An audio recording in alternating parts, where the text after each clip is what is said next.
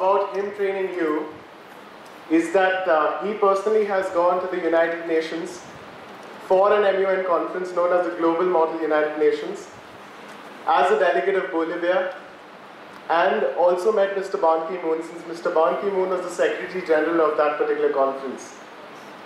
And not just that, the draft resolution that he had proposed was adopted as a zero draft in the United Nations Environment Programme.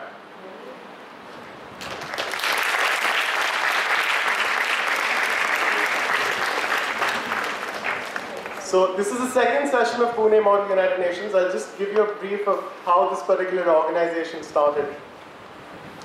I had worked with Rudranil on another MUN conference in 2012, and that's how we said, let's start with something different.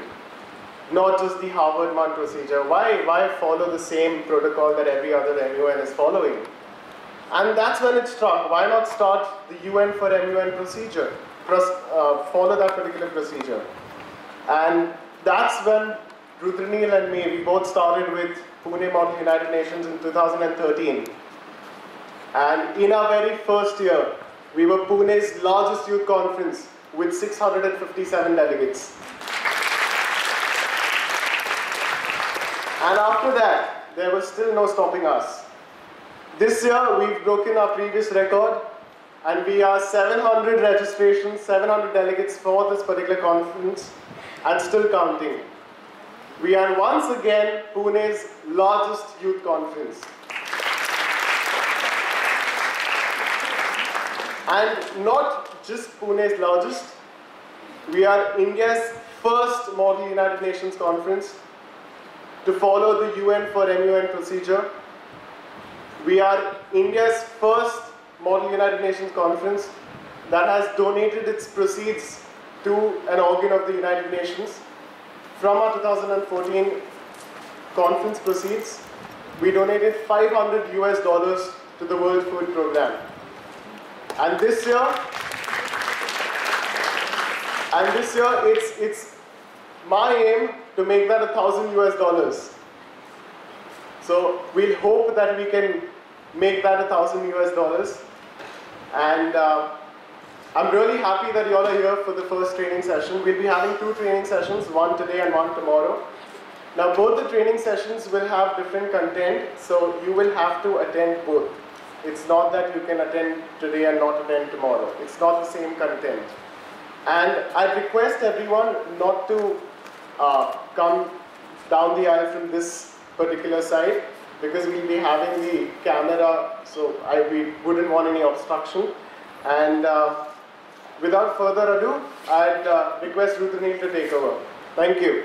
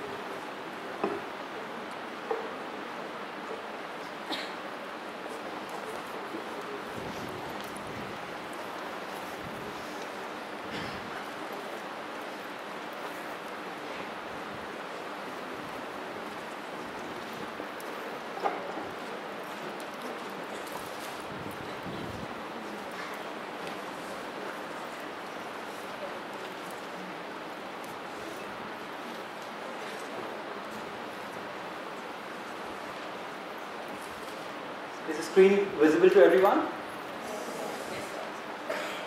Okay, perfect.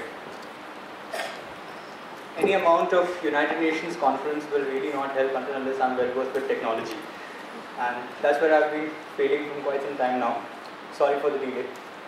So, very good afternoon to all my friends and elders sitting over here. For the next 2 days, I will be addressing you not as the Secretary General of your conference, but as a person who has some experience in doing Model UN conferences, has participated in some of the activities, one of your friends and colleagues who has been able to do something with respect to these conferences, who has participated and how in your own schools and colleges you go to your senior or your colleague or your teammate for any kind of help, for any competition in which he or she has participated in before. In the same capacity, I would be guiding you all with respect to module and conferences. So the pattern of today's session would be that we'll be dealing with what is Pune Model United Nations. Many of you have registered for the conference through word of mouth or through online publicity or through our website, any kind of mode that has made you aware of a concept of Model United Nations conference. But I'm sure that if I was in your position as well, I would still not know very exactly as to what is the purpose of our entire initiative or endeavor. And that is precisely what I would try to address in this session. That's why I'm not calling it as a training session, but as an interaction in this manner. We will try to address a few queries and main concerns regarding the conference. And tomorrow, we will be taking up the entire rules of procedures in which we are supposed to function in the Pune Model United Nations. So, as Mayur might already have told you, my name is Rudrani Chattopadhyay. I'm a final year law student. I have been participating in Model UN conferences from my 5th standard in school. So, I'm thankful to my group of institutions, Ryan International Schools, which has pioneered the concept of Model UN conferences in India. It was, of course, Cathedral School in Bombay, which has started with this Model UN concept, but the entire outreach of Model UN to all persons across the country has been by Ryan International group of institutions.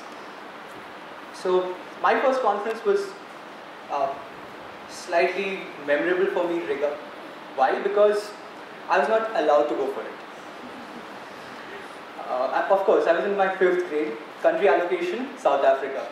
Committee, SOCHUM, Social Humanitarian and Cultural Committee, which is the 3rd committee of the General Assembly. And the topic was trafficking of women and children. First thing my father did was write an application to the principal. This topic is not appropriate for a child studying in 5th standard. I withdraw his participation. So, slightly dejected, I kept sneaking into cafes to still continue my research in the name of English presentations. And I completed my research on South Africa's policy position, whatever little I could do at that time. And Dad went to office at 8. I sneaked out of the house at 9. Went to school wearing his trousers and formal shirt and participated in that conference. And that somehow stuck in my mind, that how very few members, see, the world consists of approximately 7 billion people today, back then it was approximately 6 billion something, and how selected few diplomats have the power to represent their countries, which consist of millions of people. So that is what we know in political science or in theory known as sovereignty. So when you come to a conference like the United Nations, when you come to an international organization called the United Nations, you are expressing the will of your state. Your state does not go directly to the UN. There is, as such, state is nothing but 4 important components coming together: territory, population, sovereignty, and natural resource. 4 of these things coming together, you would basically be dealing with something called a state. And this state has a head and a type of government. And this type of government keeps changing from place to place, and how persons have actually orientated that country. So it could be a dictatorship, a monarchy, a democracy, or any kind of other form of government. But however, when it comes to an organization like the United Nations, or for that matter you consider the European Union, you consider the North Atlantic Treaty Organization, the will of the state is expressed by persons chosen by the executive, and they are the diplomats.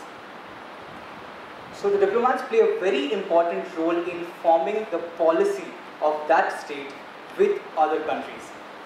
And what do we call that? Countries interacting with other countries, negotiating their policies. What do we call that? Trying to establish an equilibrium of their ideas, their efforts with respect to trade, commerce, international cooperation. We know this area as international relations or international affairs. So basically in India we do not have any course at the graduate level which deals with international relations.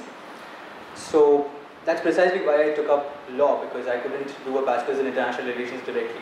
So I have to do something at my bachelor's level, and law fit kind of perfectly into that picture, something which would give me an initial orientation as to international relations. And international relations is a very vague concept covering anything and everything to do with more than one country, that's it. So Sri Lanka's talks with India is also international relation. At the same time, a country representing at a forum like United Nations or G20 consisting of more than 2 nations is also international relations. International relations touches upon trade, commerce, social security, the societal construct in general, and it has an impact in every manner that we can kind of observe in our day-to-day world as well. So with this basic background in mind, let's try and understand what the United Nations is. Oh, I think this is not visible till the end, is it? No, right? Could something be done about this?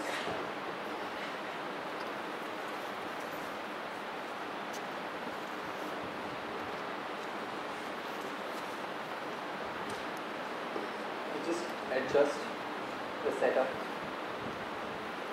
Alright, so United Nations. How many of us are aware as to what the United Nations is? Raise your hand. I'm not. Doesn't mean that you cannot be. So I need to learn from you what the United Nations is. Raise your hand, come on. Alright, yes ma'am. One second, could we have a satellite mic passed over?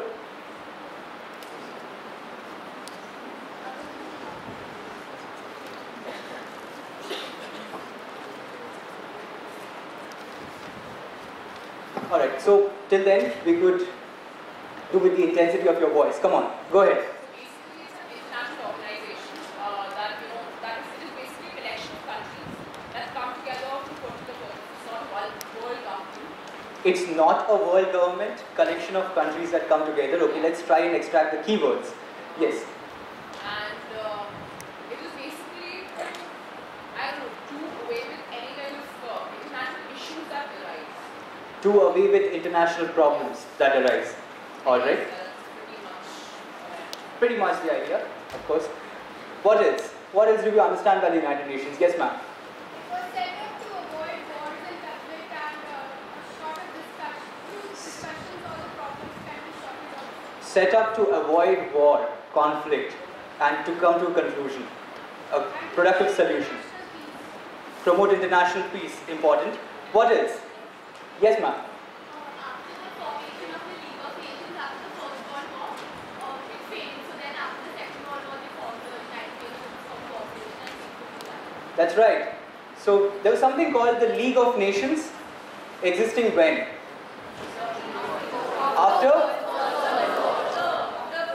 After the First World War, right. So the League of Nations existed or was brought into picture after the First World War.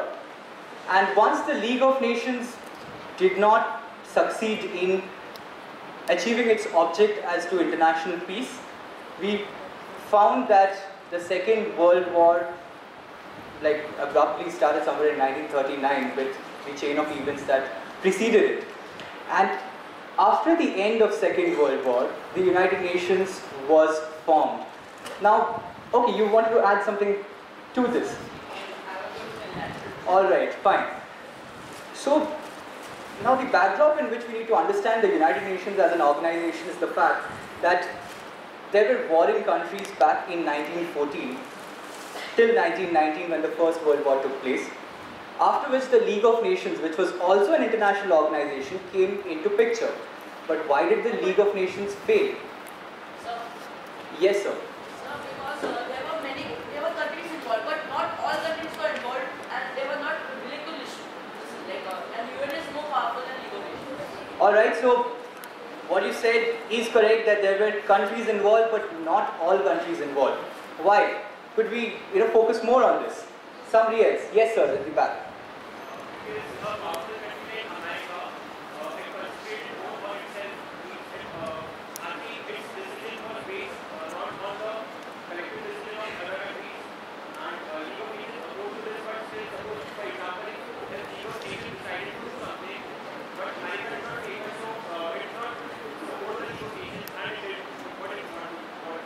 Perfectly fine. So, making it crisp that America or the United States of America was kept out of the League of Nations. Not by the decision of persons, but the United States of America wanted to keep out of League of Nations by itself. It was one of the first countries which even thought of an international organization, to be frank. But when the League of Nations came into being, USA decided to keep out of it. So League of Nations was basically an organization formed by the victors of the First World War. And the purpose of this organization was world peace, second priority. First would be to keep these warring enemy countries in a check. So we don't come to a situation like the First World War again. Treaty of Versailles, we've all heard and we know about it. So to give effect to such abrupt treaties and literally which is against the practice of international relations per se, the League of Nations came into being. And there was no proper uniform decision-making system in the League of Nations. And the mandate of this organization was very vague as to who would do what. And there were limited number of some 26 countries which were part of it, keeping majority of the other countries out of it, were not allowed to become members. So that's precisely why certain countries were under the umbrella of the League of Nations, and the others who are not, they don't have any obligation under the League at all. So they would do what they want. And so, when such suppression comes to countries, at that time Germany, we saw how that suppression kind of burst out in the form of a pressure venting mechanism, and we saw World War II coming into being.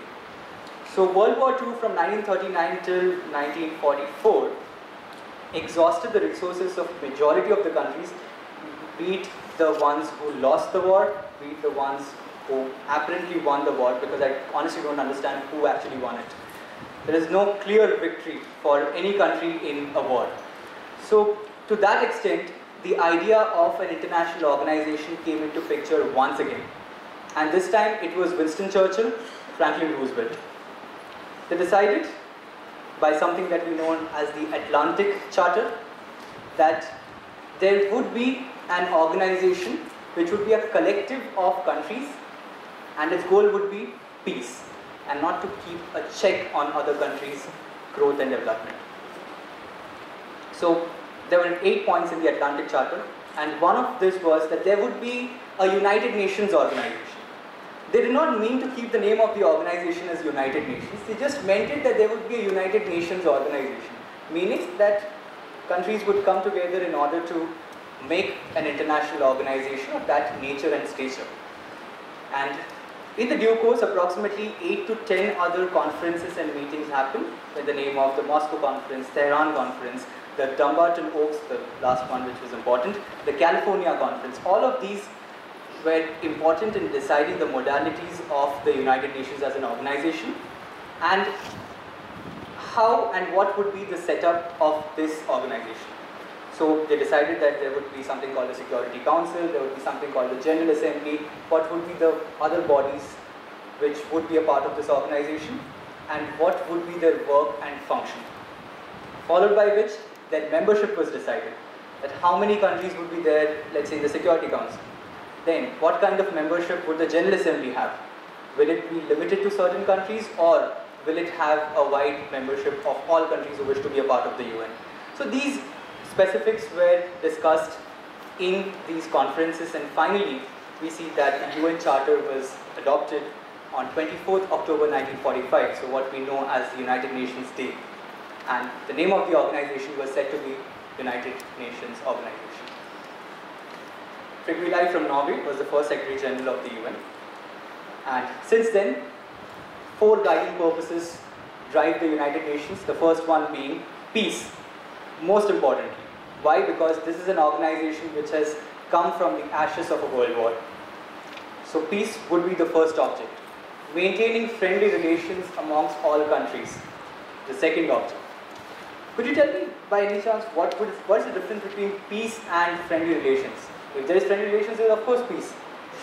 But why are these objects kept separate? Yes, sir. Because of friendly relations can be like peace is like there is no war. But friendly relations like India and Pakistan we are neighbors.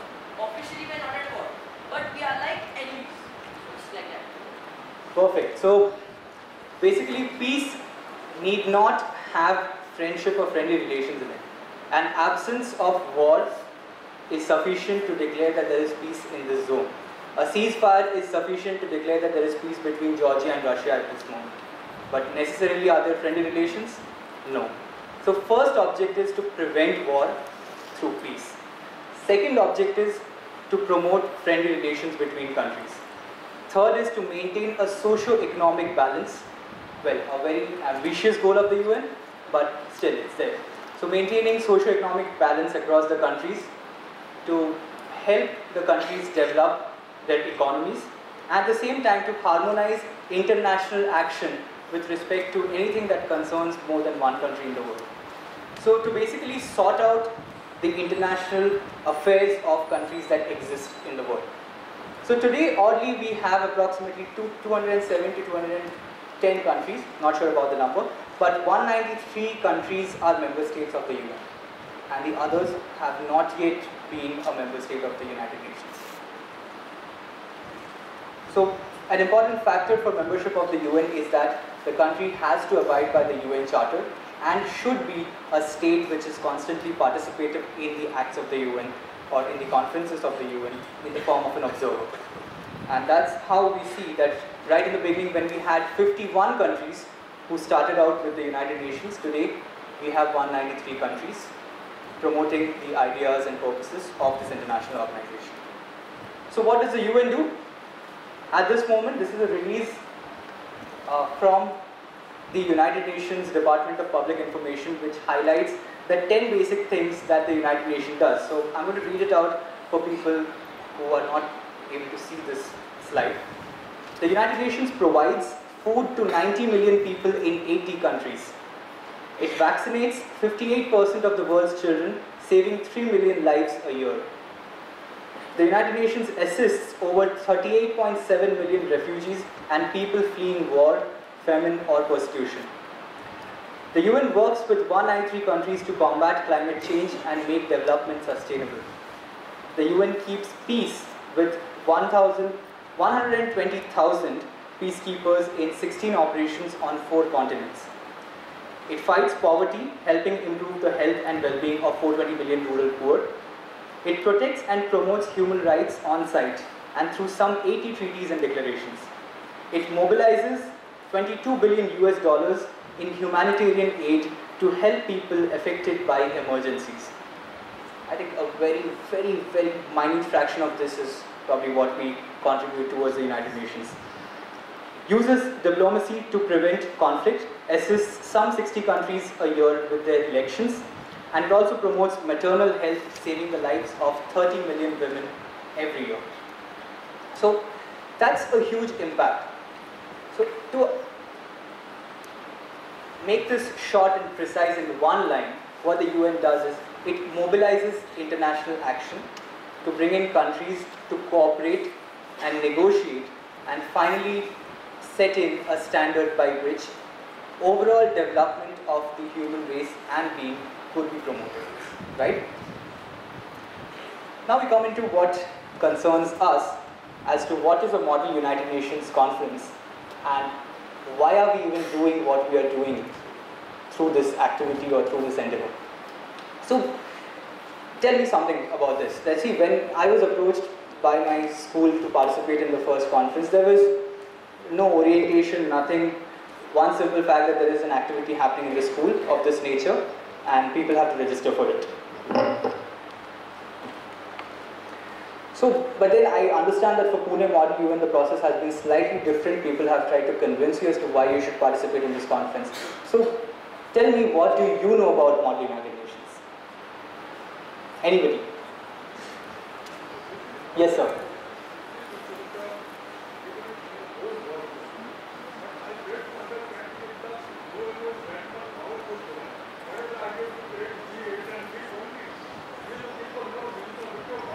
Sir, sir, could you be a bit louder? I'm unable to hear you.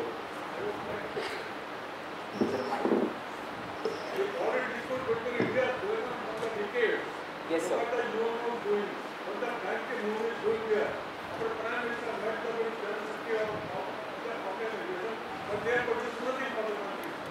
Right.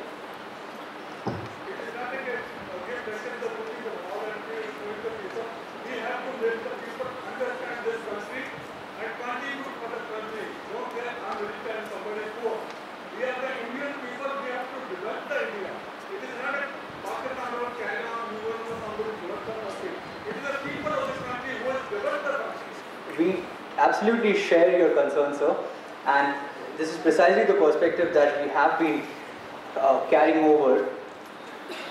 Though I would say that not much has been achieved when it comes to international cooperation between these two countries at present, but major outbreaks have been controlled through international dialogue, which I would believe would be one of the important goals reached by an international organization of this nature.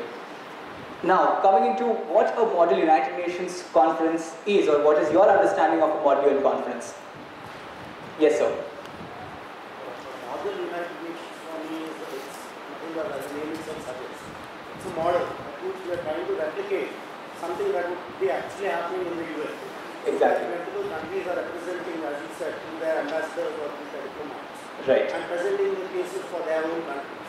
True. Similarly, here the participants in this Model United Nations would be representing different countries for different purposes and would fight the cause for their countries and finally try to achieve a solution from a United Nations perspective that would be abiding for all the member states. Thank you, sir. Precisely what a Model UN Conference does, it replicates the United Nations and gives students an opportunity to participate as diplomats of the countries that you have been allocated, right? So it is a simulation conference. Simulation conference is basically what we call a replica or a model conference or mock conferences. I'm sure that you have attended some of the other mock conferences, like for example, a mock parliament or any kind of a setup like the mock European Union or G20 or probably an MUN conference in the past. So a mock conference helps you understand how that organization functions and gives you the power of deliberation within that setup, the power of negotiating within that setup. Alright?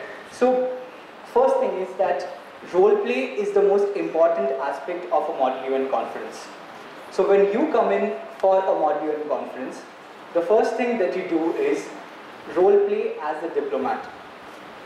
For those 2 or 3 days of the conference, your identity as an individual or whatever would be your names, those do not matter. What matters solely is that you are representing a country and you have certain powers which has been assigned to you by the government, which has appointed you as a diplomat of that country. And you would be exercising those powers in favor of your government in that setup. Model United Nations helps you strategize, helps you negotiate with your supporters, and at the same time, it helps you negotiate with other countries or people who are representing other countries to reach a meaningful conclusion if that's possible. And the most important aspect is that a Model UN conference helps you understand the rules of procedure in which the UN functions. Now, why do you think that a Model UN conference would be an important addition to your regular curricular activities? Yes? It helps improve your GK, alright, one of them. What else? Yes, sir. Understand international politics. What else? Yes, sir.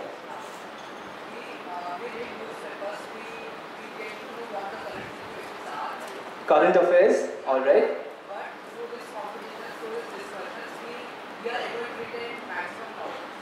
You're able to retain maximum knowledge.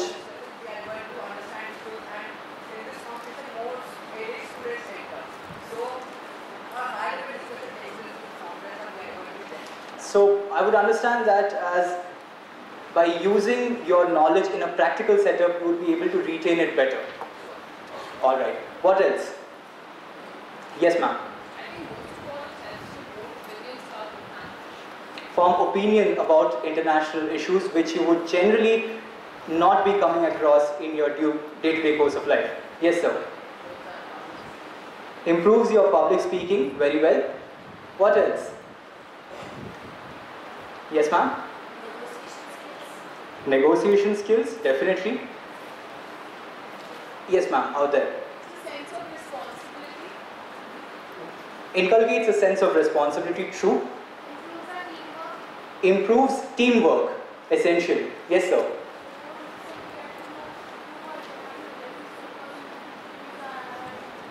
Could you be louder, sir?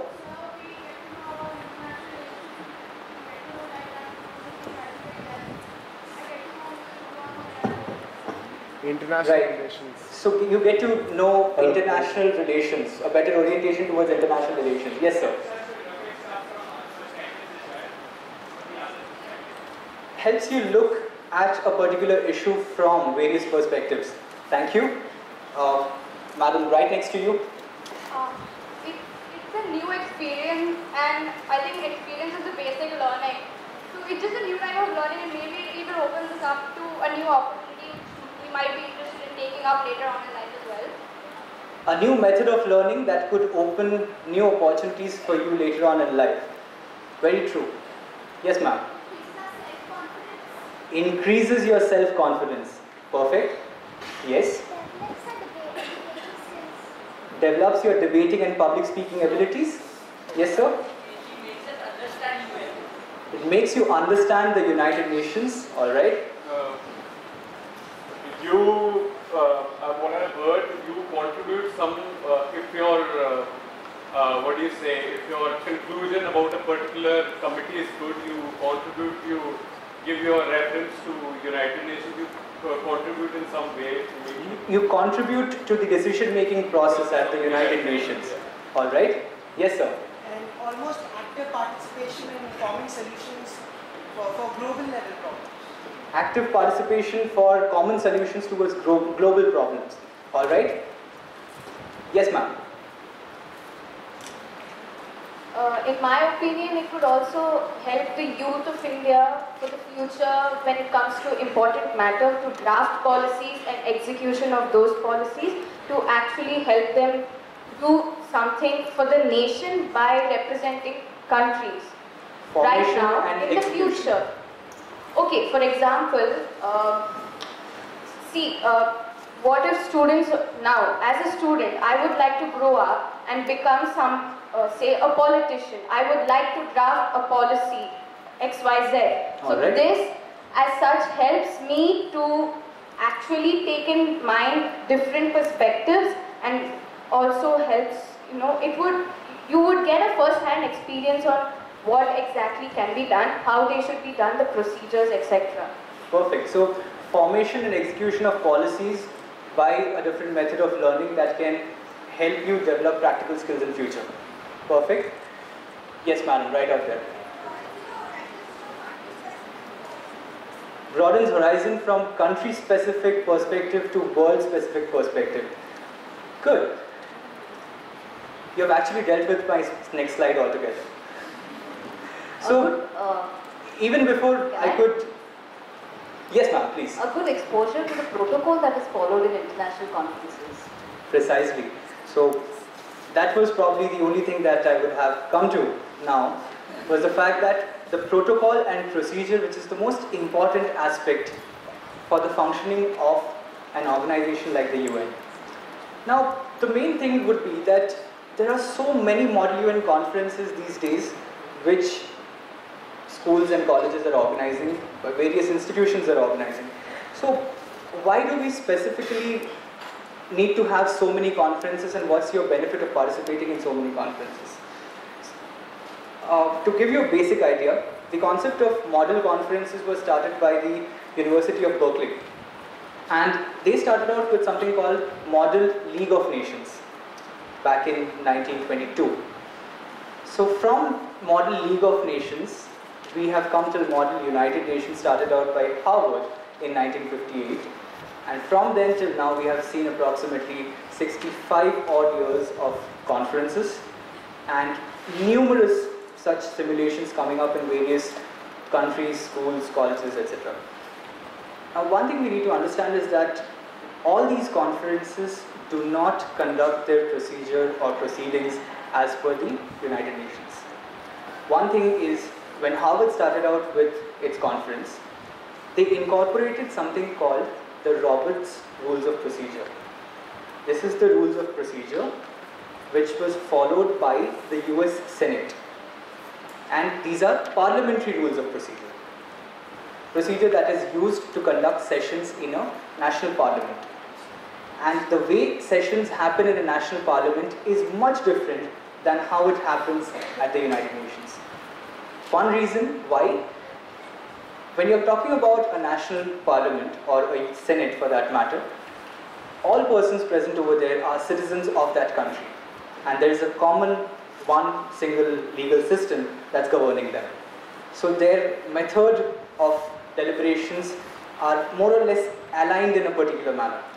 But when you're talking about the United Nations, there is no common legal system that's governing it. There is no common rule of procedure that one country can establish and the others need to follow. So there is no binding effect as such. That's why the UN rules of procedure have to be more flexible and needs to give more power to the delegates who participate in the conference. And that is where the UN for MUN procedure came into picture. So these different conferences have procedure like the Harvard Model UN procedure. Then there is something called the Hague International Model UN. It has its own procedure and people follow it. And there are various other procedures that conferences do follow. But none of these procedures are actually orientated with the United Nations procedure. These procedures have things called moderated caucus, unmoderated caucus, and working papers, etc. Hello. Hi. Sorry, just checking the mic. Okay. So, okay, thank you for breaking my link there. So, these conferences have the procedure which is aligned to their national parliaments, and these restrictive motions and working papers and method of debate helps create some kind of discipline and uniformity in procedure, but at the same time it cuts down on the power of a delegate in the committee. It makes you adhere to a particular strict protocol which a senate or a parliament would follow, ideally. But when you're talking about the United Nations procedure, the delegate has the maximum power to express his or her opinion in that particular committee. Right? Why? Because you are not an individual there, you are not governed by a common system. You represent the will of your country in form of sovereignty. And sovereignty of every state, be it a huge economic power or a huge superpower, what we call it, or even the tiniest country when it comes to, let's say, the population or the area.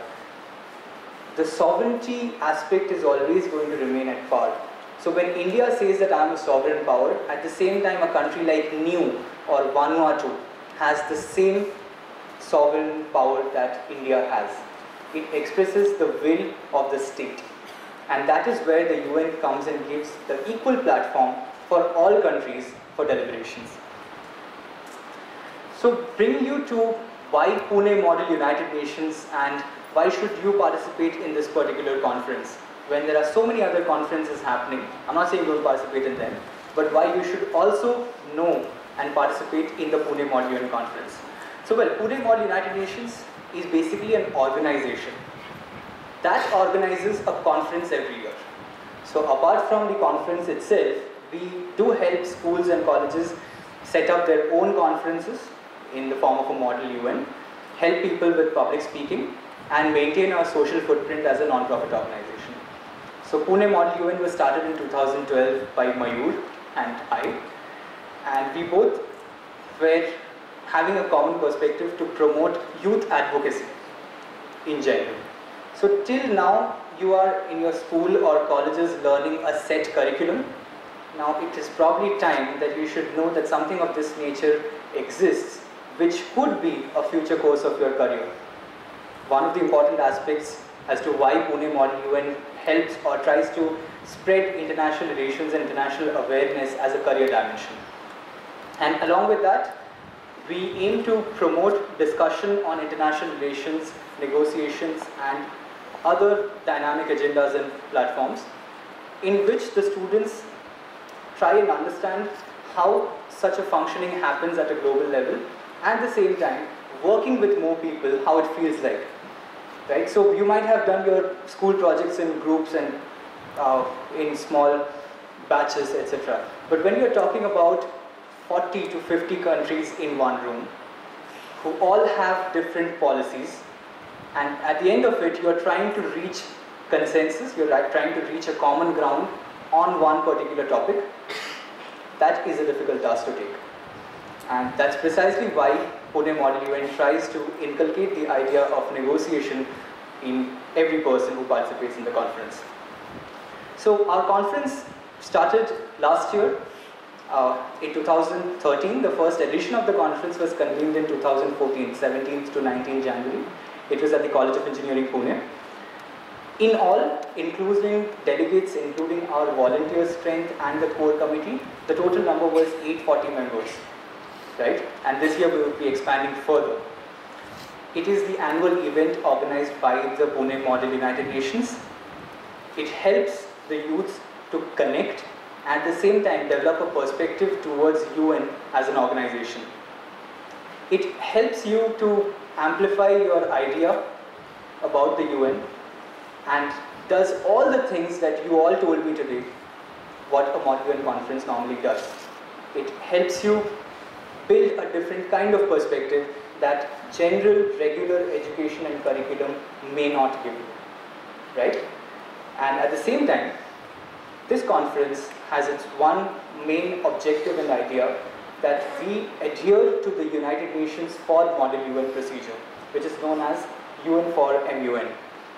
So UN for MUN was a procedure which was developed by the United Nations, keeping in mind the actual procedure of the UN and condensing it a bit in order to fit or make it more user-friendly with the youth, right? In 2009, the UN came up with this procedure and started out its own Model UN conference called the Global Model UN. 2009, 10 and 11, there were 3 editions of the Global Model UN that happened, after which the GMON was disbanded and decommissioned. So one of those conferences, it was my opportunity to participate in that. There was a selection procedure which happened, followed by the conference which took place in South Korea, and I correct myself, Republic of Korea. Okay, the slight thing about this is that you cannot refer to the Korean Peninsula as North and South at the UN. You have to refer to it by their official name, Democratic People's Republic of Korea, which is in layman's language North Korea, and Republic of Korea as South Korea in layman terms. So yes, it was convened in Republic of Korea. It was a 15-day conference in which we were properly given the idea of the UN procedure and how actual diplomacy meets function. So there were committee sessions happening in 6 different halls, at the same time informal sessions happening in 12 different halls, and all of this at a level of around 700 delegates participating. So there were only 5 committees in that, and there were 700 delegates. Each committee had a strength of approximately 180 to 190 members. And finally, the resolutions that came out of the Global Model UN were taken by the UN as a zero draft proposal for the UN Conference on Sustainable Development. We commonly know it as the Rio Plus 20, which happened in Rio de Janeiro. So I had the opportunity to participate in that conference, learn that procedure, and start India's first Model UN conference with this procedure. So basically bringing the United Nations to India, bringing the Global Model UN to India through the Pune Model UN conference and through its procedure. I'll be dealing with the procedure of the conference in detail in tomorrow's session, and today we would be understanding more as to the research aspects as well towards the end of the presentation. So Pune Model UN is being organized primarily to inculcate best practices in the Model UN circuits, what we know as. So in India, we have approximately 2,000 conferences happening. 2,000 Model UN conferences happening, and none of them, except Pune Model UN, follows the UN procedure. So we gave a written representation to the UN Information Center, who is also our collaborating partner. The UN Information Center is basically a body of the UN Department of Public Information. They have to regulate the UN's outreach to various countries. Okay, so basically a mouthpiece of the UN in different countries. So India has this UN Information Center. In the same manner, every country has its own UN Information Center. So we wrote to the UN Information Center New Delhi suggesting that from now on, you stop giving affiliations to conferences in general which do not comply with this UN for Immune procedure, and make sure that conferences and students readily and more elaborately participate in this process by inculcating the UN for Immune procedure. And the UNIC New Delhi has agreed to our proposal, and from 2015 June onwards, any and all conferences that do not have their procedure aligned with the UN for Immune will not be affiliated by the UN. So we have been able to achieve that in our due course.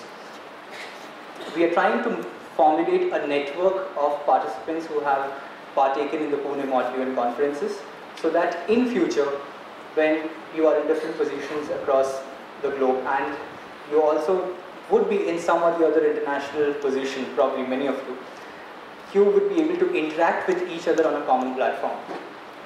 So, for example, I am benefiting a lot from my Global Model UN alumni network, which is basically people from various different countries placed, some of them even working with the United Nations, and whatever, any kind of help that we require when we are probably visiting their country, or we want to do some kind of project or internship in such places, these alumni networks come of very good help. So if we can create something of this nature out here in Pune and in India, probably in future you guys can help each other in your professional works and functions. And also we encourage creation of more Model UN conferences which follow the UN for Immune procedure and participate, or help students participate in that manner. So innovations that we have in the Pune Model UN setup: first thing, as I already told you, the rules of procedure. Secondly, we procure documentation from the United Nations which is not available in the public domain, which is not available free of charge, right? So we get these documents and training modules and delegate manuals from the United Nations, and these are supplied to all delegates 10 days before the conference. So 10 days before the conference, you would get that manual which will help you to understand how at the UN a delegate is supposed to conduct herself or himself. Okay? So these manuals are something which normally we don't have access to. So Pune Model UN gets access to these modules with permission of the UN and supplies it to every participating member of the conference. Now, you all might be waiting for something called a study guide or a committee report, right? Again, this kind of a committee report at the UN comes 2 weeks before the conference. And that is why we also stick to the same timeline and send the committee reports out to you 2 weeks before the conference. So these committee reports are again extensively researched UN documents which are prepared by our research team, which does nothing but only the study guides and research manuals for these 14 committees. At the same time, these all manuals and mechanisms are available for you through our online portal, which we will be opening up in the same time frame, approximately 2 weeks before the conference. The email will already go out. We are already in the process of making the Android application for the conference, through which you can access your study guides, country matrix, allocations, and all other necessary resources for the conference. So how do students benefit? We have already dealt with this through your contributions, and essentially you also build cross-cultural relationships that could last over a long period of time and help each other in formulating a process by which you can conduct negotiations and deliberations in future. So how have I benefited from Model UN conferences basically is that it gives you some sort of discipline, that you're not allowed to speak abruptly whenever you want. no chorus business allowed. You need to raise your placard or your hand. You need to get identified and recognized by the committee head or the chairperson for you to speak. So there is a sense of discipline that's involved in this form of debate or deliberation. And this discipline takes you a long way in life to understand that you are not the only one who has an opinion out here. There are multiple conflicting opinions, and all of these opinions have equal value and importance. Why? Sovereignty. So probably in a setup like your classroom or in an informal discussion with your friends, there is always a power dynamic relationship out there that somebody is taking a lead or somebody is trying to dominate. Well, the same thing happens at an international scenario as well, but it is moderated by the bureau, which guides the discussion of the debate. So therefore, sovereignty always takes a higher precedence when it comes to a Model UN conference, and therefore this degree of discipline helps you understand that your opinion needs to be in consonance with others' opinion to come to a conclusion. That we cannot function on our own, alone, and try to take our point home. Because at the United Nations, when a resolution comes into picture, when a solution comes into picture, it needs to be voted upon. You need to convince the others as to why they should support your resolution or why this solution is the best way to handle this agenda. And that is where your negotiating skills come into picture. Okay? Do we have any queries or concerns till now, before I move into the research aspect of the conference? Any clarification that you require? Alright, let me share an essential experience with you. So at the Global Model UN conference, my committee had 197 members. Out of this, 193 were the proper members and the other 4 were observer countries. They did not have a direct role in the voting process, but they participated in the discussion. So when we started out, on the first day of this 15-day conference, we had to elect a head delegate within our delegation. Right? Over here you do not have that process. So just understand that there are 6 delegates of your same country and one of them has to be the head delegate. Why? Because at some time the UN requires you to come for a meeting wherein only the head delegates are supposed to go and represent their country. So that process takes place, you declare or you elect a head delegate amongst your delegation, after which within the committee you try and give your opening speech. No country is allowed to speak more than once in that span of 15 days. Every country gets to speak only once. And if there are no other countries who are willing to speak, then and only then another country may get a chance to speak again. And when we come to the podium and give our second speech at such a forum, we apologize to the committee for taking extra time than what is already allocated to us. So that is a degree of respect that you show towards the organization itself. Why? Because these are pressing international issues and concern, and you, if you're giving another speech in the conference or in that kind of setup, you are basically infringing on the time which any other delegate could have used. They have not used, but that is not something that we can say that that's their fault that they have not used it. But that is the process, that's the protocol that needs to be followed, and that is how matters proceed at the UN. So in my committee, I was representing in the SPECPOL, the Special Political and Decolonization Committee. I was representing Bolivia, and the topics were concerning environmental refugees, and another was to restructure the entire international environmental governance, basically the Kyoto Protocol and all these other protocols, do away with them and come up with something new. So we had to create a framework over a span of 15 days if possible. And when we started, there were some 20 different blocks of countries. So 5 countries there, 20 countries here, 7 there. Alright. So how do we bring them together? You try and identify the most important element in your research, that is, what are your memberships? Am I part of G77 group? Am I part of the African Union? Is my country a member of the European Union? Is my country a member of the Organization of American States? Why does this help?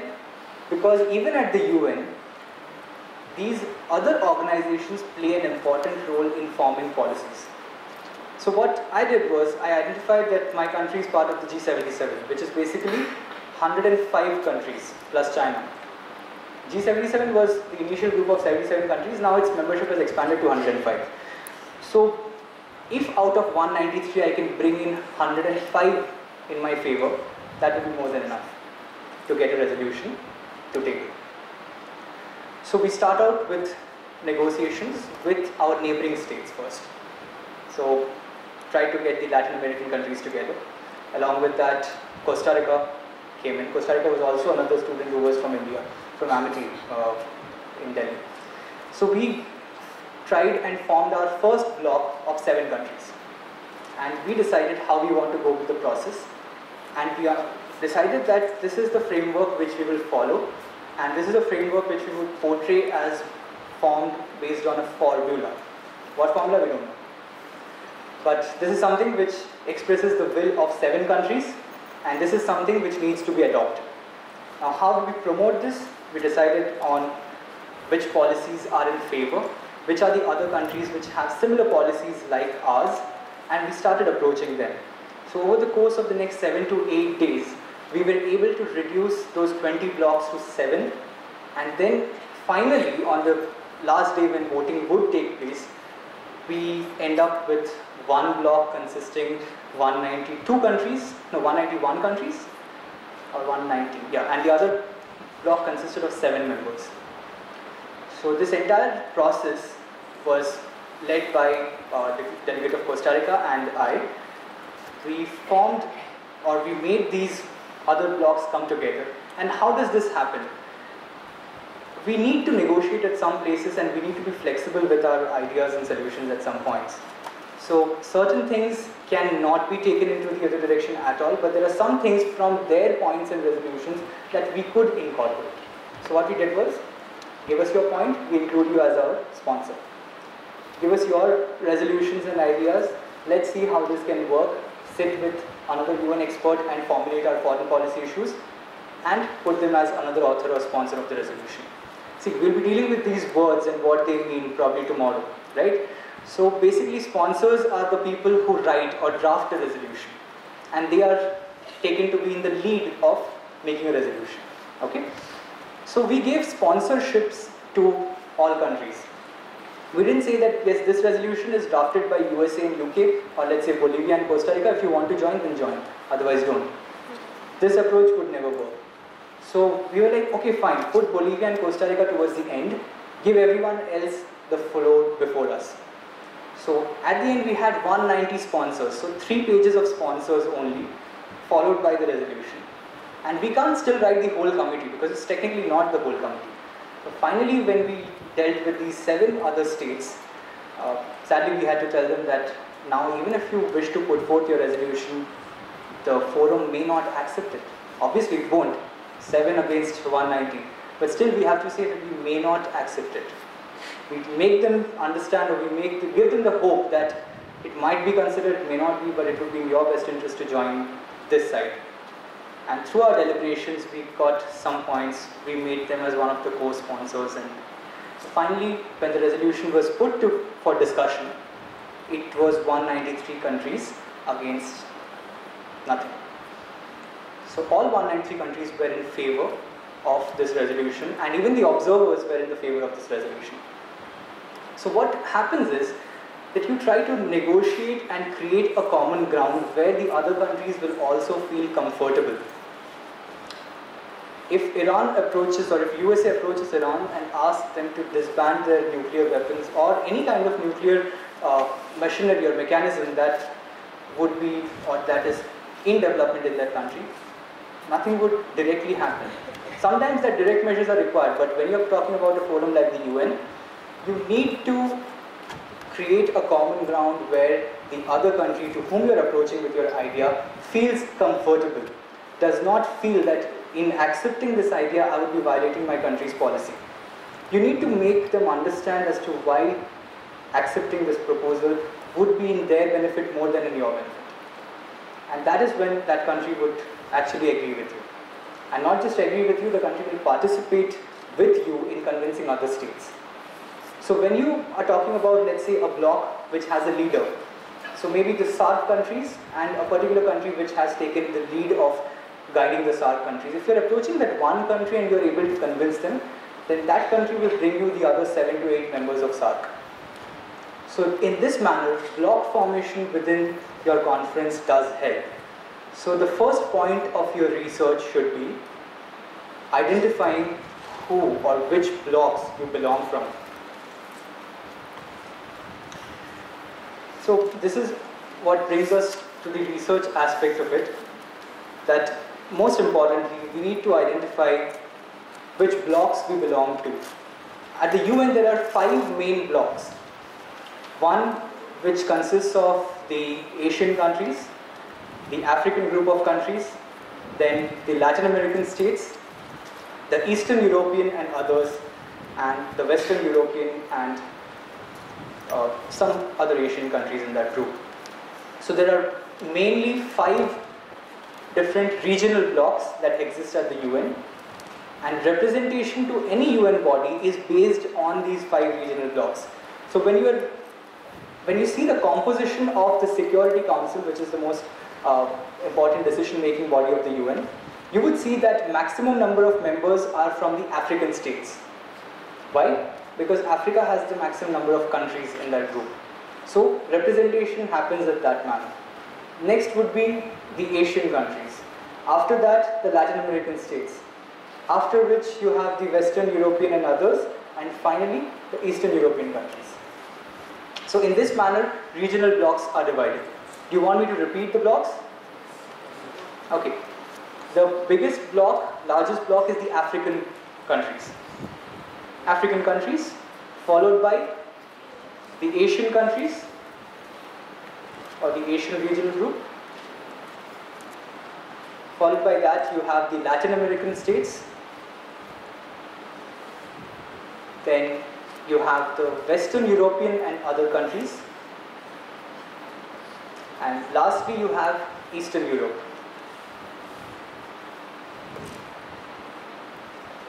Okay, so where would we include a country like Israel? Any East Europe? Okay, yes sir? Eastern Europe.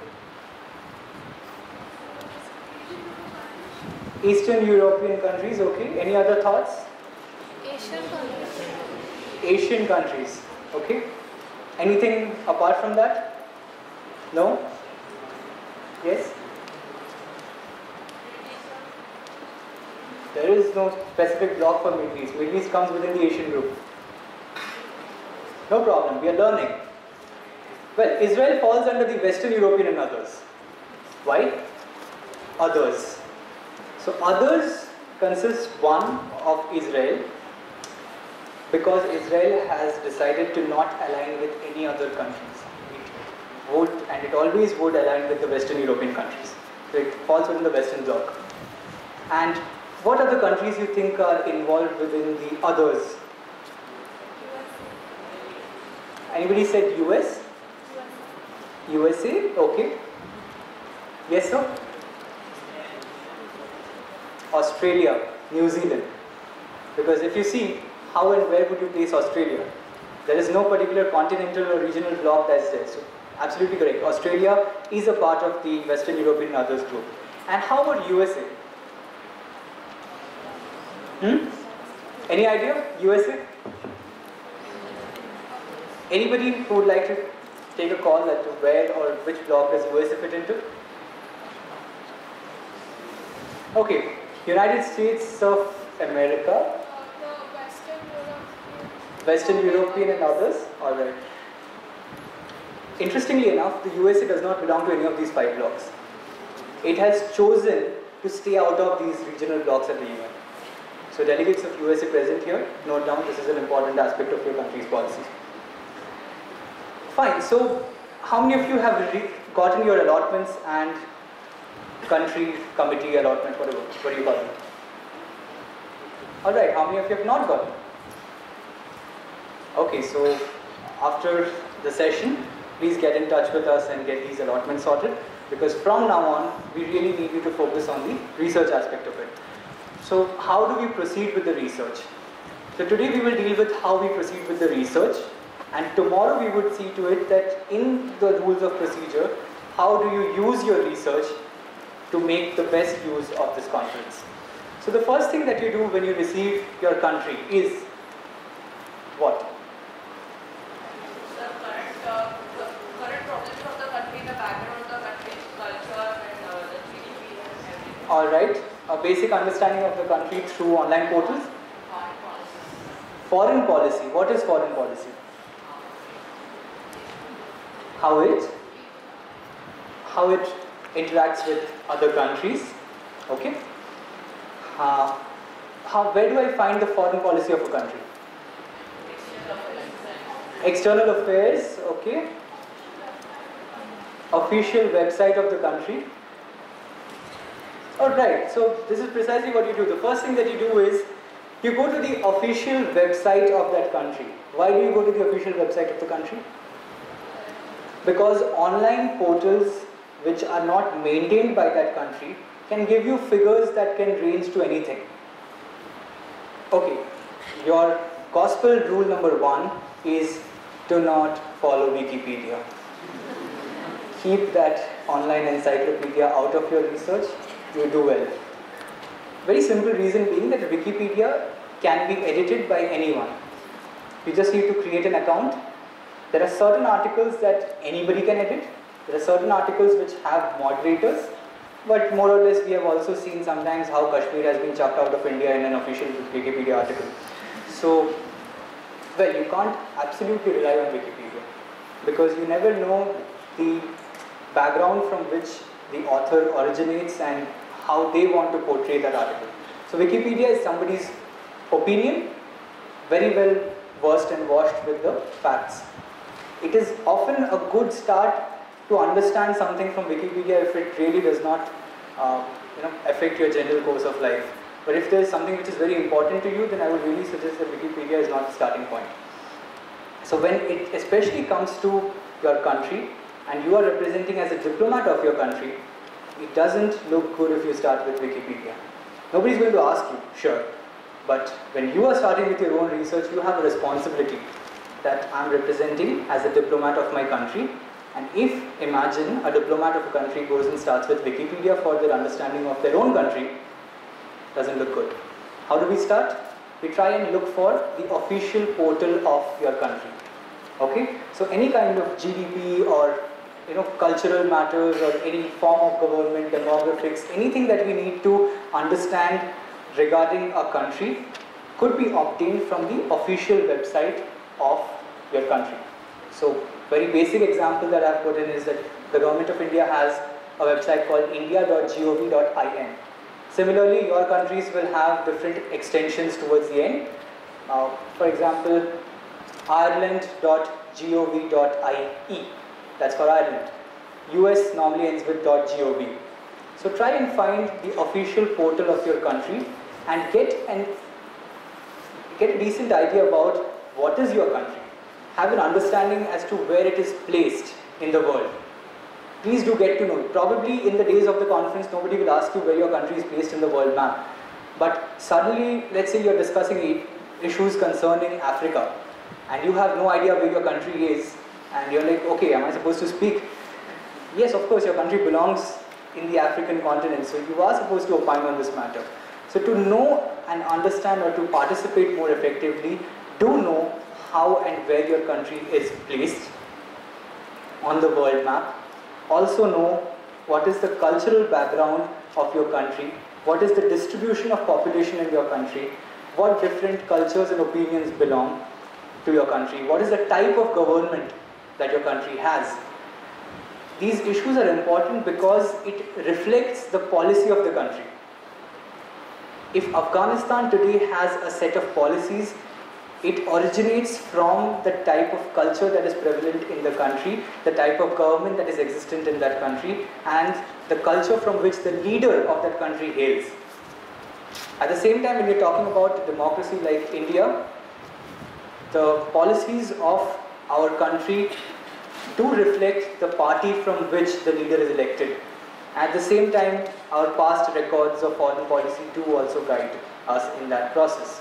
So what we do is we get a basic understanding about our country from the official portal of our state. Step 2 would be to go to the official website of your country's Ministry of External Affairs or Foreign Ministry or whatever name your country's Foreign Affairs Ministry is known as. So when you go to the External Affairs Ministry, you need to look for a department or matter or document that is there on that website which concerns your agenda. Here is the point from where your agenda enters, right? So give me an example, one agenda that you can think of. Somebody who raised their hand first. Yes, sir. Disarmament? Yes, nuclear disarmament. Nuclear disarmament, very well.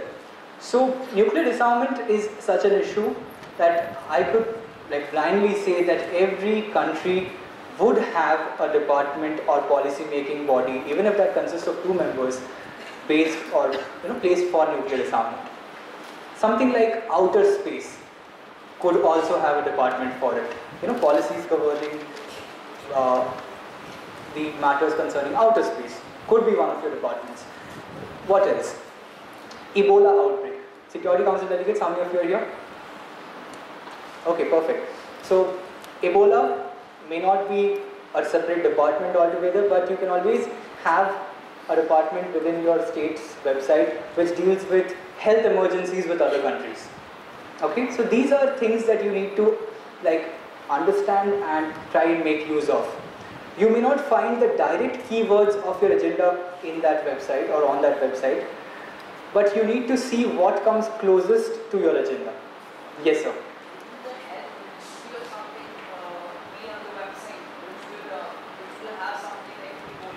Okay, perfect. Health Ministry will deal with such a situation within your country.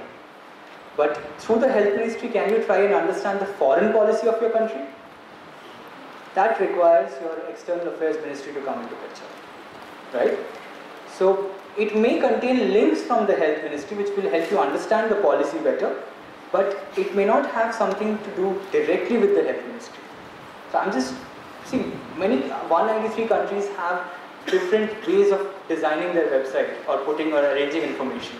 I'm giving you a general idea as to where you can find stuff. There is no set specific uniform research method that you can follow.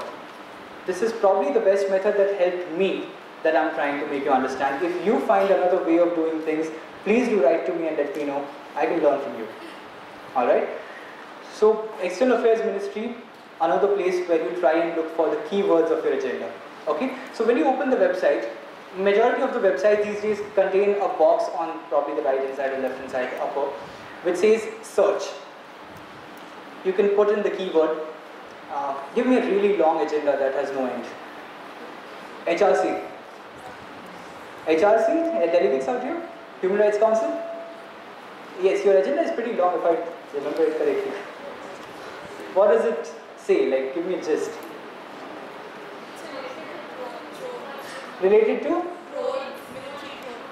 Drones. Right. Ensuring the use of remotely piloted aircraft. Remotely piloted unmanned aerial vehicles. So yeah, that agenda is very, it looks very complicated.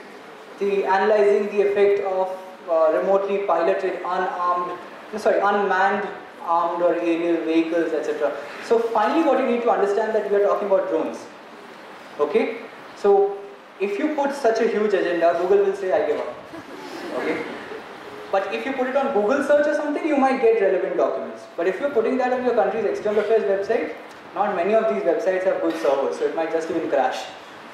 So try and put keywords that help you.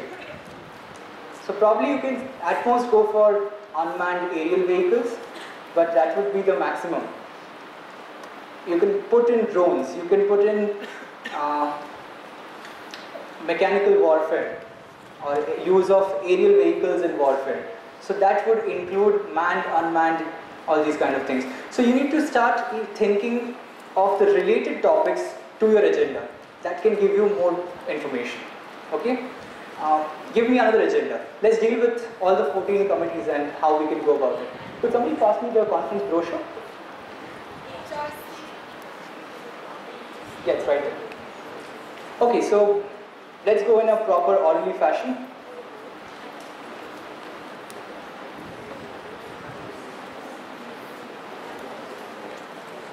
High-level political forum for sustainable development. How many people here? Straight up. Okay, by the way, this committee, High-level political forum for sustainable development, we intend to have 180 to 190 members in that committee. This would be the largest committee of our this year's conference. Yes, so we are dealing with achieving the Millennium Development Goals and charting the way for an ambitious post-2015 development agenda, including the Sustainable Development Goals. Now, if you put this kind of a search query on this, not helping, nothing coming out. So what could you probably put? And okay, this question is open only to people from the HLPFSD. What could you put? Tell me the keywords that you can enter. Alright, open to everyone now. Yes, ma'am. Sustainable development, yes. So we need to find out words and phrases that can give us the exact information that we need. And sorting out government websites is really a pain. So what else? Any other person who could suggest this? Okay, this agenda deals with Millennium Development Goals, charting an ambitious way towards post-2015 development agenda and sustainable development. Anybody who can suggest keywords that you need to type out and search for? Yes, ma'am. Millennium Development Goals, right? Post-2015 development agenda. So things like these, when you put it on the search bar, okay, always try to make sure that when you're putting such a query, put them within double inverted commas, right? Because then the website would search for the entire term and not for different words. So when you put sustainable development, it will give you all results where somewhere you find sustainable mention, somewhere development is mentioned. But if you want specifically sustainable development to be together, then use the double inverted commas. It will show you or give you results which contain sustainable development together. Alright? So this is the way we could deal with the HLPFSD. Start with Sustainable Development Goals, Millennium Development Goals, and post-2015 development agenda. Alright, dissect. How many here? Hands straight up. Alright. Your agenda deals with towards a nuclear weapon-free world, accelerating the implementation of nuclear disarmament commitments. Keywords. Nuclear proliferation, nuclear disarmament, nuclear weapons-free world. Basically, anything to do with nuclear weapons or nuclear disarmament. If you put in such a keyword, the website would yield you results of that nature. Ecofin. People in Ecofin. Hands straight up, please. Alright. So you have your agenda saying protection of global climate for present and future generations of humankind. Normally our websites do not yield results for such a sentimental agenda. So what you do is put in climate change. Alright? Future generations of humankind and all not required. Put in climate change. Anything and everything to do with climate change will show you on that page. Try and read these articles or these speeches that you have and you will find what you need. Promotion and protection of rights of children. This is SOCOM. Great. So what do you put in as your search query? Yes, sir. The welfare of children or human rights. Welfare of children or human rights. Alright, you could do that. But at the same time, why would you want to add words which don't exist in the agenda? So try and make it crisp. You can put it rights of children, or maybe just give a search query called children. So a Ministry of External Affairs will not contain anything and everything to do with children. It will give you or yield results which concern matters with respect to the child. So you will get those results if you put rights of children or children as something as simple as that. Now spec poll. How many are here? Okay. international cooperation in the peaceful uses of outer space. Search query could be outer space or peaceful use of outer space. That's it. UNEP, illegal trade in wildlife. Not much there. You can put the entire agenda and you might find your results. Security Council. I think this is one of the most prominent agendas. Just put Ebola, get anything and everything that you want on it. Now, another question with respect to Security Council is situation concerning Iraq. Now, situation concerning Iraq is primarily in these days what we are dealing with as ISIS, the ISIS, right? So, you could put a search query relating to ISIS or Iraq and see what results are yielded by this. Then the UN Human Rights Council, we started out with that, the unmanned aerial vehicles thing. Oh, by the way, the agenda is ensuring use of remotely piloted aircraft or armed drones in counter-terrorism and military operations in accordance with international law, including international human rights and humanitarian law. Good luck with that. Now, yes ma'am. You want me to explain your agenda to you? How many of you want me to explain your agenda to you?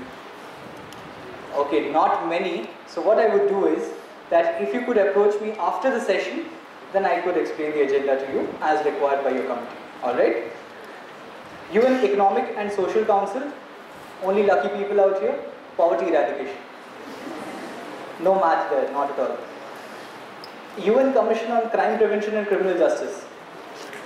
Alright.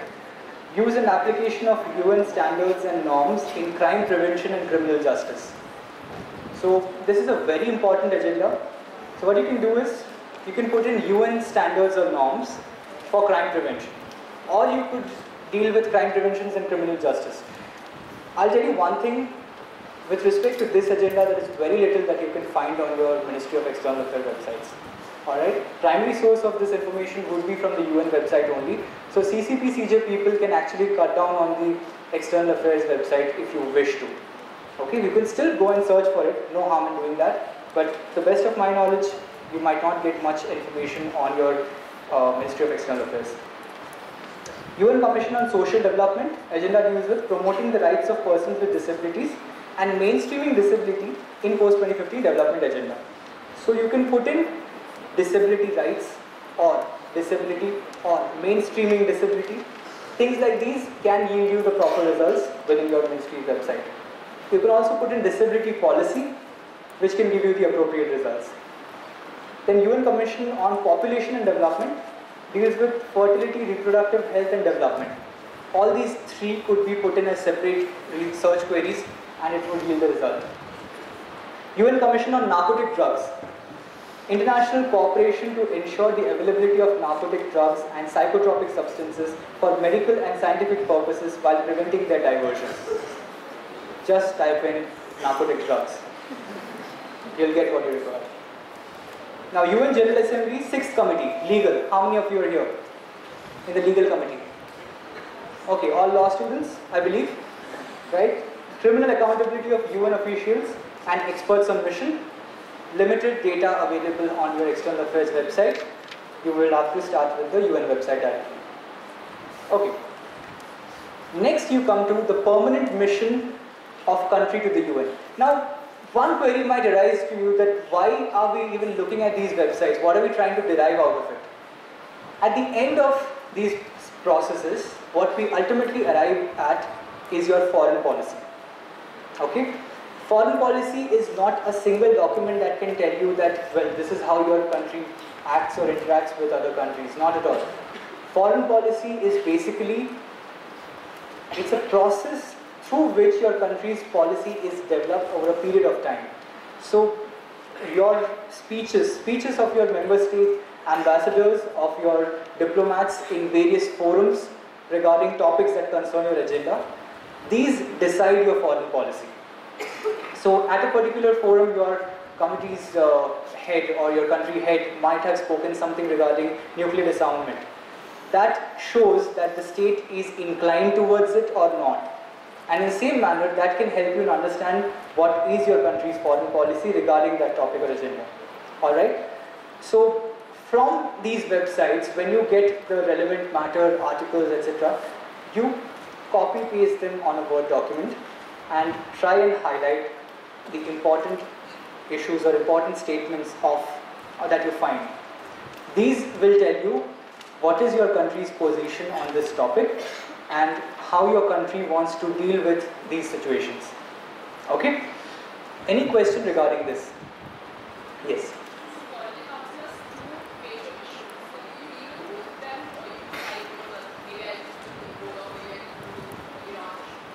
We would be dealing with this tomorrow. There's a procedure called voting on the agenda, by which you choose which agenda you deal with first. And if there is time, after discussion of the main agenda, you can come to the second agenda as well. So, Security Council delegates are required to work on both the agenda, because you never know which one will be discussed first. So, permanent mission of country to the UN. How you go about this? You type in the keyword on Google, permanent mission of, give me a country, Bhutan to the United Nations, or permanent mission of Honduras to the United Nations. When you put in a query like this, it will yield you the result which deals with your country's permanent mission at the UN. What is a permanent mission at the UN?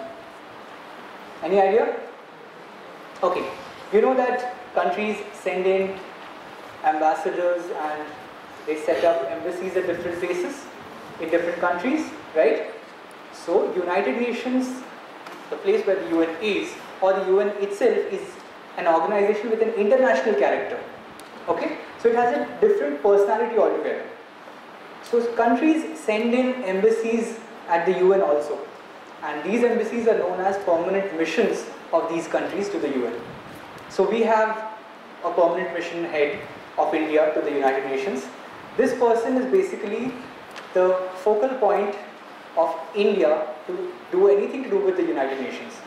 Okay? So if the Indian government wants to communicate to the UN something which concerns India or anything to do with the world, it goes through the UN permanent mission, the permanent mission of India to the United Nations. So this is a channel by which countries function with anything to do with the United Nations. Normally these offices are based in New York and they have a certain setup by which you have a very senior ambassador known as the permanent representative of your country to the UN.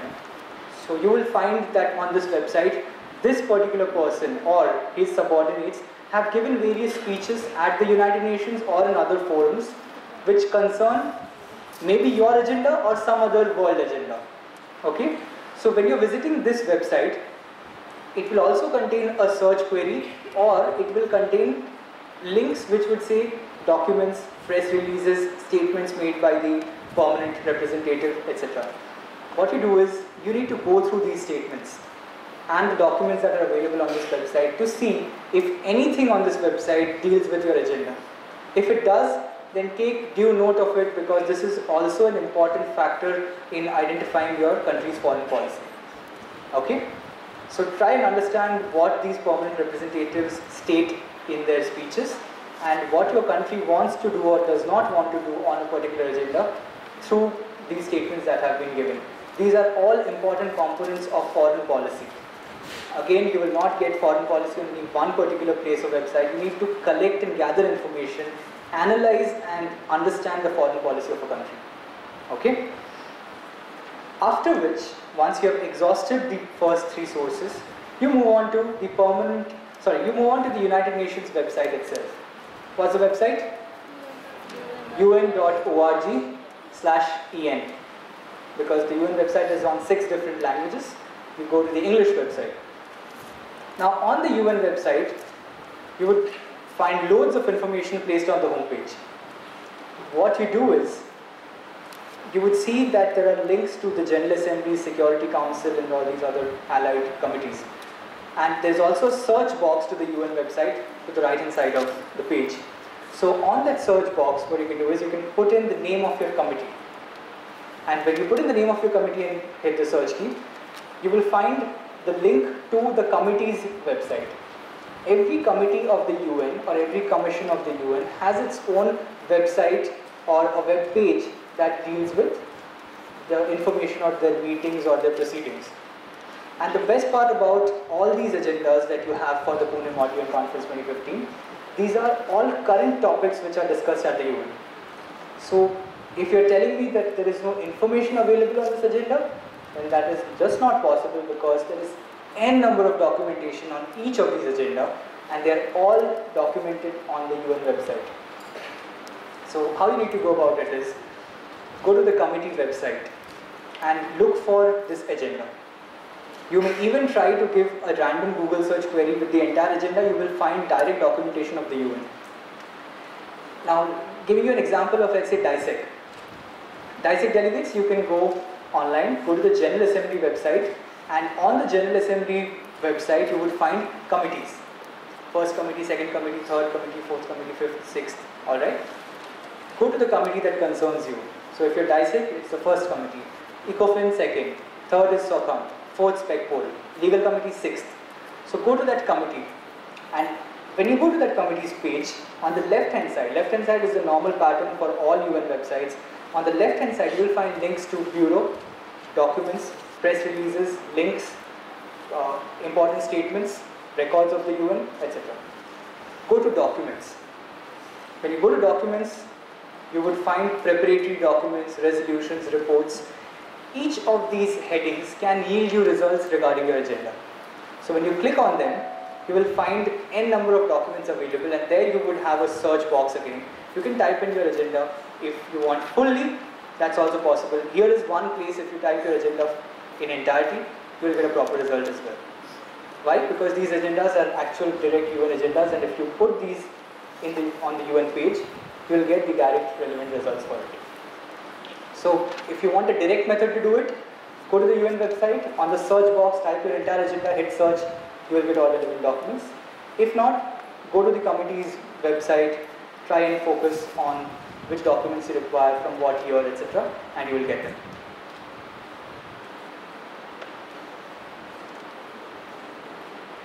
Alright, any concern regarding this process? Any query that you have? The reason I'm not covering a particular committee through showing you some slide on the internet or something is that there are 14 committees, and if I take one committee as a demo, it wouldn't be fair for the other 30 members or other 13 committees. So UN website is very simple to handle. Once you go there, there is one standard old school search box out there. Put in your agenda, you will get the relevant documents. And if you find any roadblock in this process, write to me or just contact me through the methods put on the website, and I will respond to you as soon as possible. Okay? So when you go to the UN website, you would find three main types of documents. One is known as Report of the Secretary General. Second would be resolutions. And third, any kind of NGO reports or other documentations. So the reports of the Secretary General are prepared by the Secretary General of the United Nations. He appoints a committee. That committee takes an extensive research into the topic and basically puts down the progress of the UN with respect to that agenda. So reports of the Secretary General concerning your agenda will give you the progress of the UN or countries with respect to that agenda. If you find a resolution on your committee's agenda, then that resolution will tell you what are the prospective proposals that you can put forth to the committee when you come for the conference. Okay? But do take one precaution when you are dealing with resolutions. Make sure that the resolution that you're reading or which you're referring to or you're relying upon is drafted by a country which could be you directly, or by a country which has similar interests like that of your countries. So if you are Iran, and if you are referring to a resolution made by USA in a committee like DISEC concerning nuclear disarmament, and you say this is my country's foreign policy, very sorry, a lot of things might go wrong. So be careful that when you are dealing with foreign policy, you either get direct documents that concern your country, made by your country, or an ally of your country for that topic. USA, Iran, all other countries, I'm just giving you the common example that these countries might be very close when it comes to issues like Ebola response, climate change, etc. But when it comes to security matters and other contentious issues, the policy might differ. Some topics are such that all countries come together on it. If you're talking about the environment, more or less you have similar goals and propositions. But when you're talking about security, you have a different policy altogether. So there is no set method in which you can proceed towards all agendas. So there is no uniform method. Alright? After which, what do you do with all your research? You are going to speak in your committees when it comes to the days of the conference, and the first point of your speech would be something called an opening statement. Alright? So every country gives an opening statement at the United Nations when their committee starts. And this opening statement mainly consists of 4 parts. The first part is it consists of a general overview of the topic. A general overview is then followed by the progress of the UN with respect to the topic concerned or with respect to the agenda. First point is general overview, which gives you a general description of the topic. Second would be the progress of the United Nations with respect to a topic. Third is your country's involvement till date with respect to this agenda. So you need to inform people what your country has done till date regarding this. See, when at the direct UN somebody is referring to or giving an opening speech, these things may not be followed. Why? Because countries know what is happening for the past 50 years or 60, 65 years. But with respect to this conference or a modern UN conference, every other person is new in that committee and everyone is not expected to know the foreign policies of all other countries. So your opening statement is your gateway to advertise or to tell other people what your country is doing or not doing or agree or does not agree to. Okay? And finally, you might state any proposal that you might have for the committee to consider. What new solutions or ideas that you're bringing to table for the discussion. So when you are dealing with your research, finally you need to condense all of your research into these 4 points. Firstly, general overview. Secondly, progress of the UN with respect to the topic or the agenda. Thirdly, what your country has done till date. And fourth, proposals that you want to bring in for today's discussion or for the conference's discussion. Okay? Now, for all the General Assembly committees, there is a special announcement. General Assembly members, your committee starts on the 16th. 16th evening, after the opening ceremony, the General Assembly members will have a plenary session in the auditorium, which is another location out here. The amphitheatre will be the place where your inaugural session is going to happen, followed by which there will be a plenary session of the General Assembly committees. In a plenary session, you would be sitting with delegates of the same country from other committees. So, how many delegates of India do we have over here from the General Assembly committees? Or let's say Pakistan or South Africa, any country which has more than 2 delegates out here from different committees.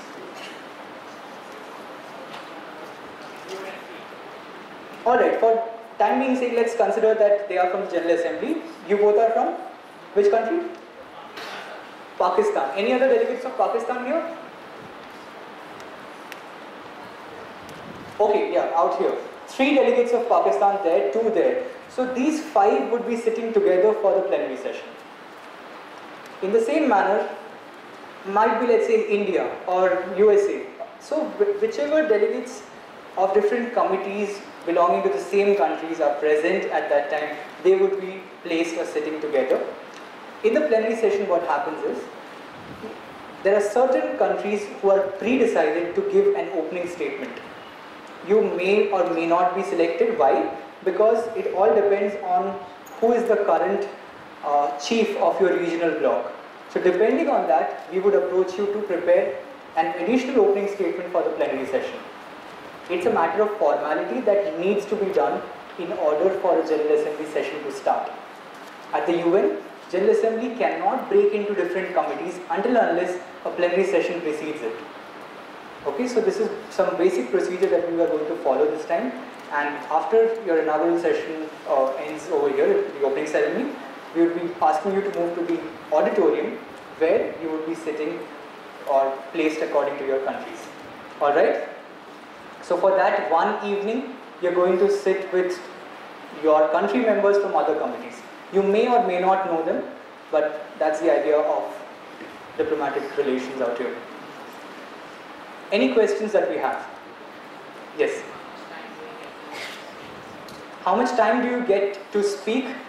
You would have anything between 2 to 3 minutes to deliver your opening statement. The final time would be communicated to your country's chairperson, the one who is going to preside over the session, and there the person would intimate you as to what time you have. It totally depends on the strength of the committee. If your committee has, let's say, 193 members, then we might restrict it to 1.5 minutes, because everyone needs to have equal amount of time to speak. At the same time, if it's a committee of 15 members, then we might have 3 or 4 minutes as well, depending on your committee strength. So it gives you equal opportunity to speak. Any query? Yes, sir. How does a dominantly neutral country approach drafting a solution? A neutral country would be in the best position to draft a resolution because they do not have any side taken already. So they could create a common ground for 2 established blocks and prepare a resolution which is vague enough to cover the concerns of both the blocks. So when you have a country that is neutral or does not have any opinion on the agenda whatsoever, you can either go with the ideas or policies of your allied members, your friends and other members who have similar policy, or you could create a neutral backdrop on which you can help the 2 conflicting blocks or more than 2 conflicting blocks come together, right? Create a common ground where the countries feel comfortable to interact and create a resolution which is so vague that would concern or kind of bring in the interests of both the parties or both the blocks. Any questions? Yes, sir.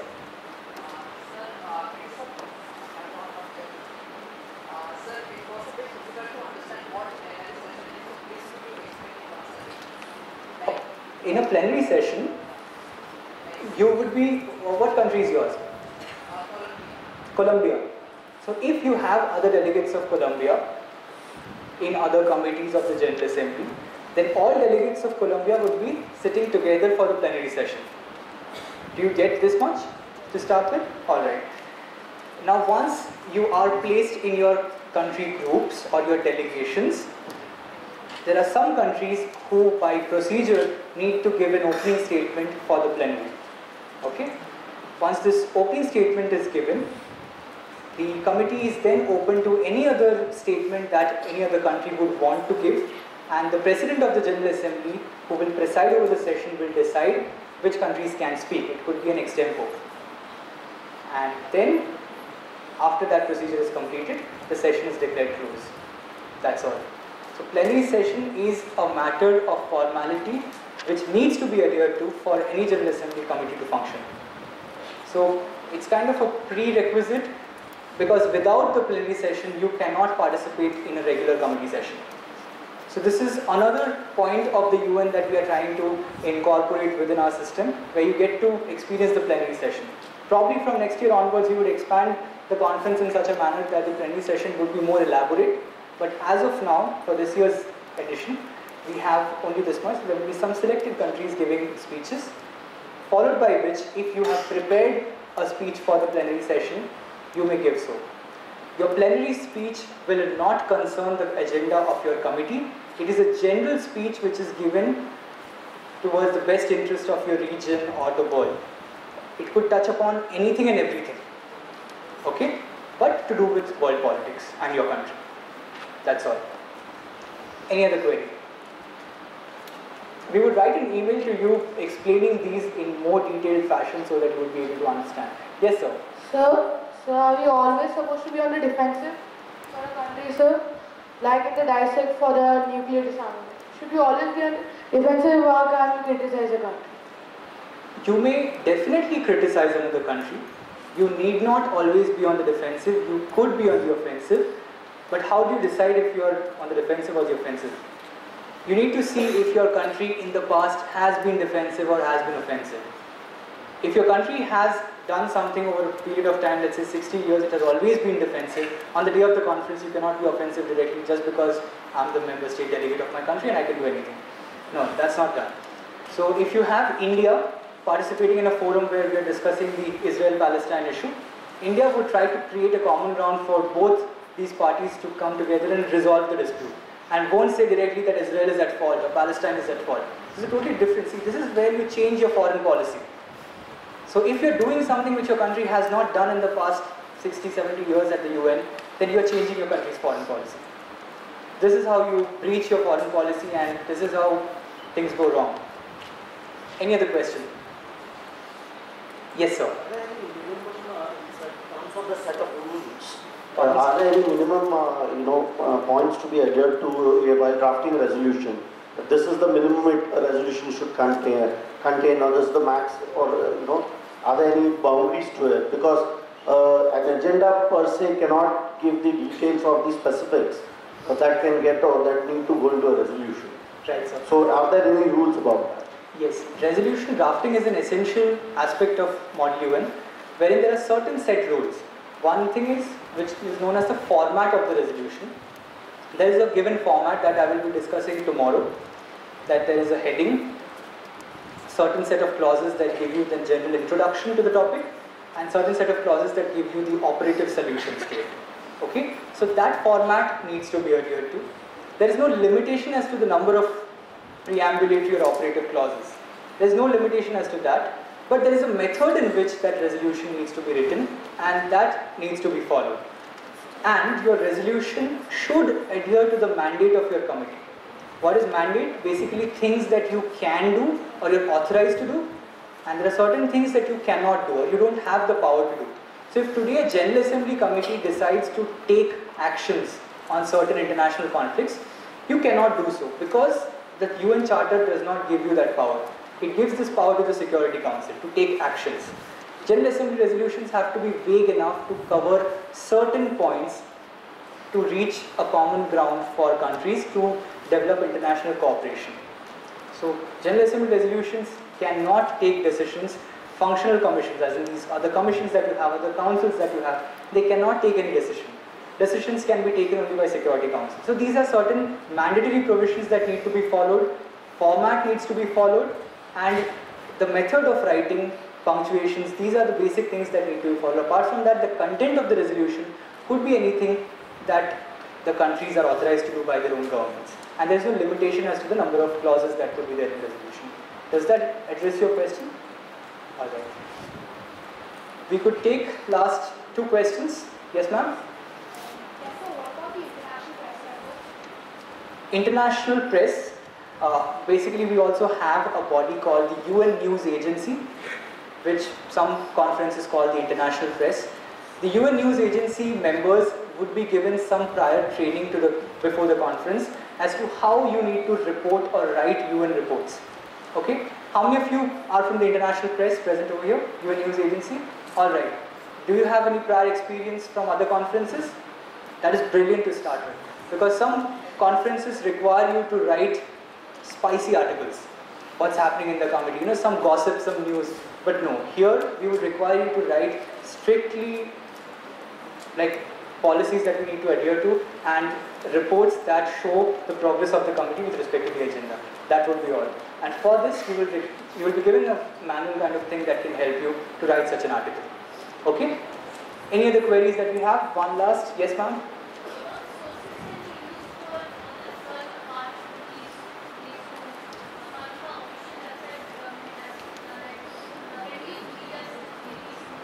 Alright.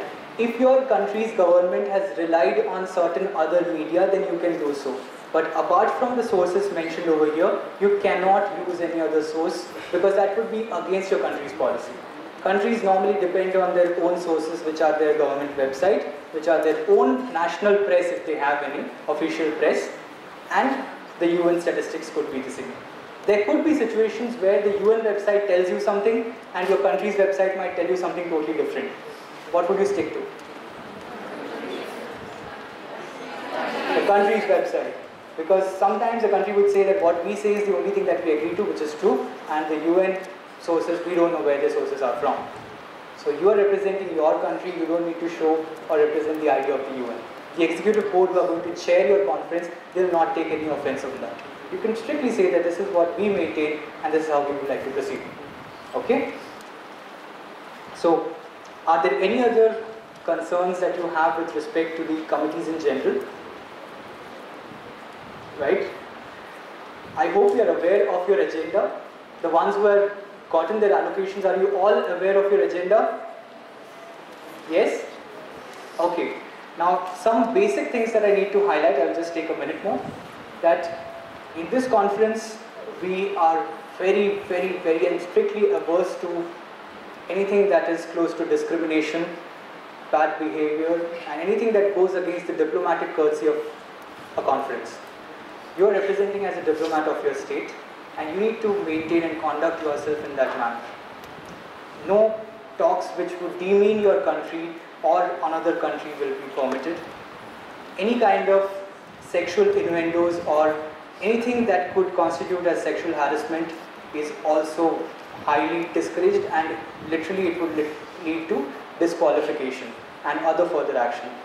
So please make sure that you do not engage or indulge in such kind of activity during the conference. Passing remarks that might offend another person, strictly not allowed. In any manner, whether you mean it in jest or in casual way or you actually mean it, really the meaning doesn't matter. That behavior itself is condemnable, and please make sure that you conduct yourself in the manner in which your country's diplomat would conduct themselves. Okay? So, I hope that you have understood the research aspect a bit. And how many of you have started your research already? Okay, the ones who haven't, it's high time that we start now. I'm not going to tense you up because we normally, if you have a good 2 weeks of research done prior to your conference, that's sufficient. Okay? So go by these sources and methods. If you get any, if you come across any trouble, then do write to me on my email ID, and I'll try and fix that up for you. Okay?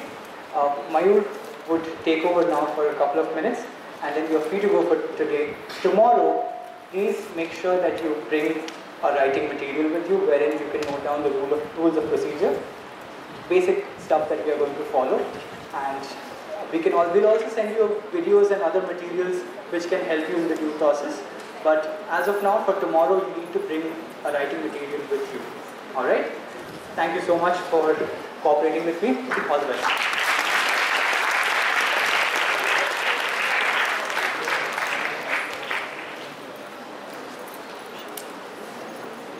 Can we have a bigger round of applause from him?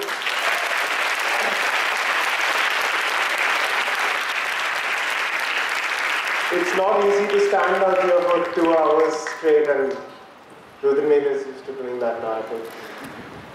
Thank you so much, Rudranil, and I hope you all got an insight of what you will be participating when you come at Pune Model United Nations. Just a few instructions.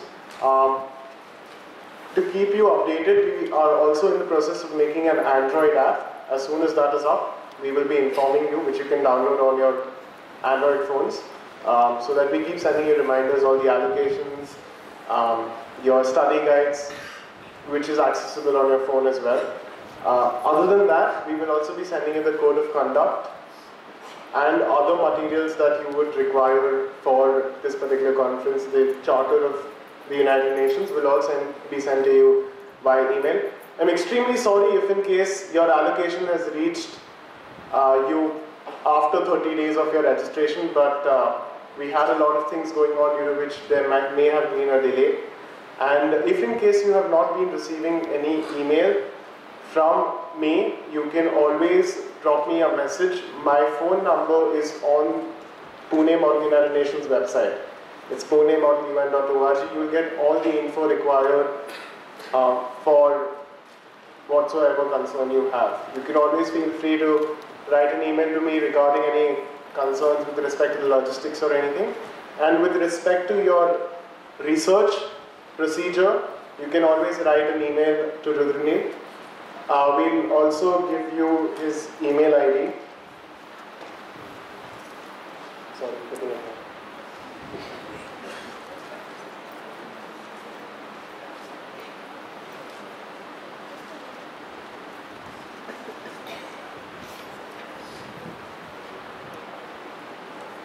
It's secretarygeneral.punemodelun@gmail.com. And if in case you would like to write to me, it's mayur.pmun@gmail.com. And you can see our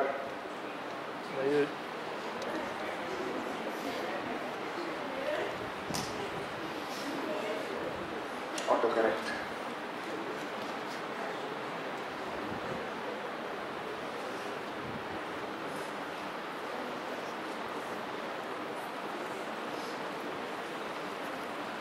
Those two email IDs and that website would be enough.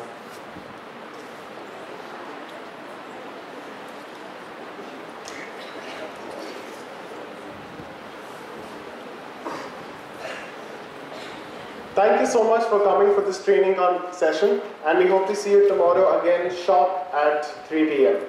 Thank you.